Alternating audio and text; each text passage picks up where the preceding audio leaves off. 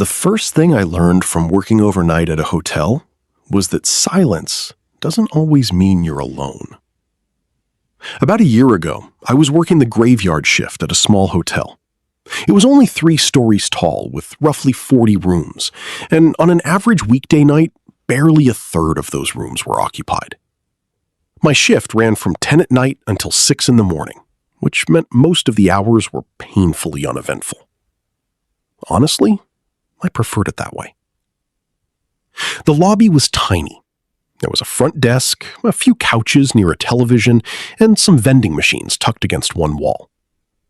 Behind the reception desk was a small office with a computer and a chair.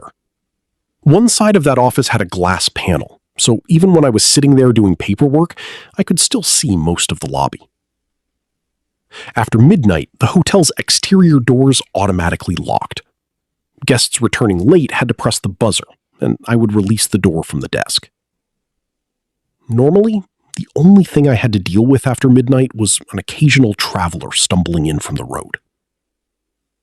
Then one night, shortly before 11, a man arrived. The buzzer sounded, and I unlocked the door.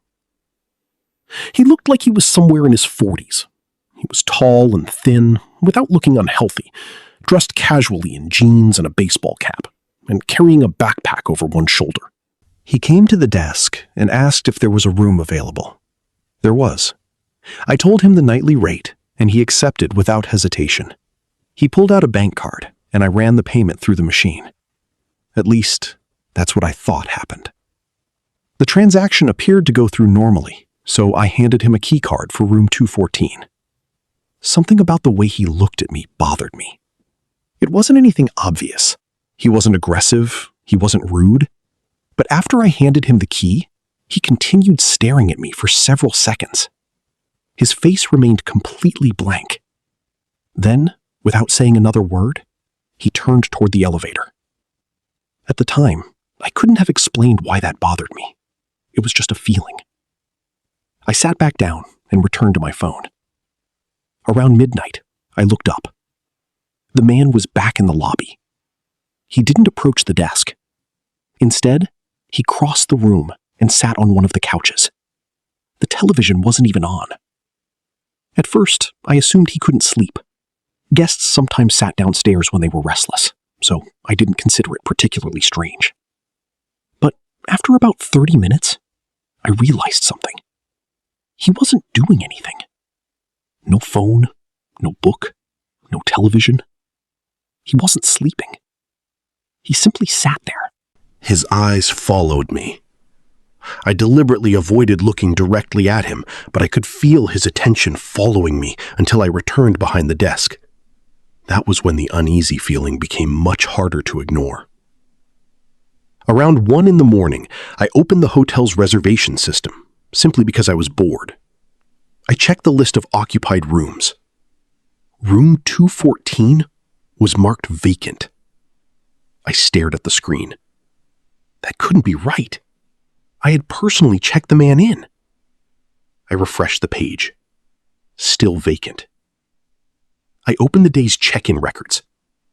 There was no I wasn't sure whether the computer system had malfunctioned, but there was no reasonable explanation for the missing room entry and missing payment. I waited another 15 minutes. Then, at around 1:30, I walked over to him. I asked if everything was all right. He turned his head toward me. His expression hadn't changed. He quietly explained that he was having trouble sleeping. Then he turned back toward the blank television. I walked back to the desk. My hands were shaking. Around 2 in the morning, I looked toward the lounge again. He was gone. For a moment, I couldn't find him anywhere. Then I noticed him. He was standing near the hallway leading toward the bathrooms. The lights didn't reach that area very well, leaving most of his body in shadow. He wasn't walking. He wasn't looking around. He was simply standing there. I pretended to concentrate on my computer while repeatedly checking his position. Eventually, he returned to the couch, as calmly as if nothing had happened. I called my manager. I explained everything. She was obviously tired and told me to monitor him. If he became aggressive or threatening, she said, I should contact the police. After hanging up, I remember thinking that the entire situation already felt threatening. I just didn't know what exactly I was supposed to do about it. I opened the security cameras. On one of the hallway cameras, I watched the man walk down the corridor until he reached the far end. He stopped there. He remained motionless for several minutes. Then he walked back. Later, I saw him enter the stairwell. He stayed inside for roughly 10 minutes. I had no idea why. Whenever I looked away from the monitors and then looked back up, he seemed to have moved again. Near the vending machines, near the elevators. By 3:30, I couldn't take it anymore. I called the police on the non-emergency number and explained that there was a man inside the hotel whom I didn't believe was actually a registered guest. They told me someone would come by. While I waited, the man moved closer to the front desk. He stopped perhaps 15 feet away. He simply stared at me. I tried to look busy, typing random things into the computer. My breathing had become shallow. At around 3:50, the front buzzer sounded. For a second, I thought the officers had arrived. It was another guest returning late. I unlocked the door. The man in the lounge immediately turned toward the newcomer. His eyes followed the guest across the entire lobby. It looked less like casual curiosity and more like observation. A few minutes later, he disappeared again. I checked the cameras. My stomach dropped. He was standing outside one of the guest rooms on the first floor. He wasn't entering.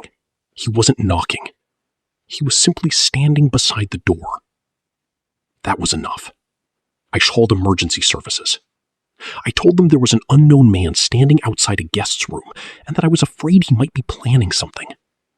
They said officers were coming. I watched the camera continuously.